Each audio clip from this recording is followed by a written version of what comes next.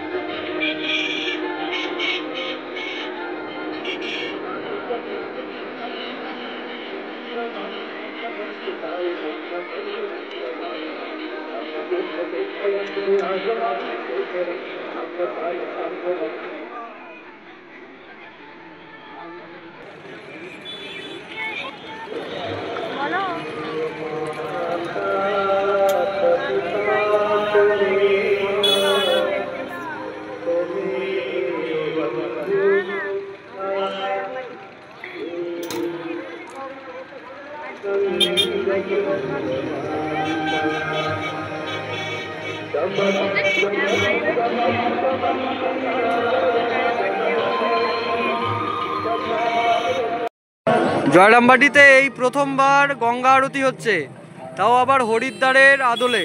কেমন লাগছে? খুব ভালো লাগছে, ভীষণ ভালো লাগছে। এর আগে কখনো আমাদের এখানকার মানুষ দেখেননি, তো সবাই দেখতে পেয়েছেন। সবাই এই যে এত ভিড়, সবাই খুব খুশি দেখতে পেয়ে। আমিও ভীষণ খুশি। আপনার কেমন লাগছে? খুব ভালো, খুব খুব ভালো। নিজের গ্রামে হরিদ্বার ফিল করছেন? হ্যাঁ, সেরকমই। এই মেলাটা কতদিন ধরে চলছে? মেলাটা 20 তারিখ থেকে শুরু হয়েছে, 27 তারিখ পর্যন্ত চলবে। কতদিন মানে কত বছর হচ্ছে এই মেলাটা? এই বছরের প্রথম শুরু হয়েছে। প্রথম মেলা এবং গঙ্গা আরতি দিয়ে আমরা দেখতে পাচ্ছি এখানে গঙ্গা আরতি চলছে, প্রচুর ক্রাউড। তো আপনার নাম কি? অয়ন্তী পুরোহিত। অয়ন্তী পুরোহিত, বাড়ি? দেশরা, জয়রামবাটির কাছে। ঠিক আছে।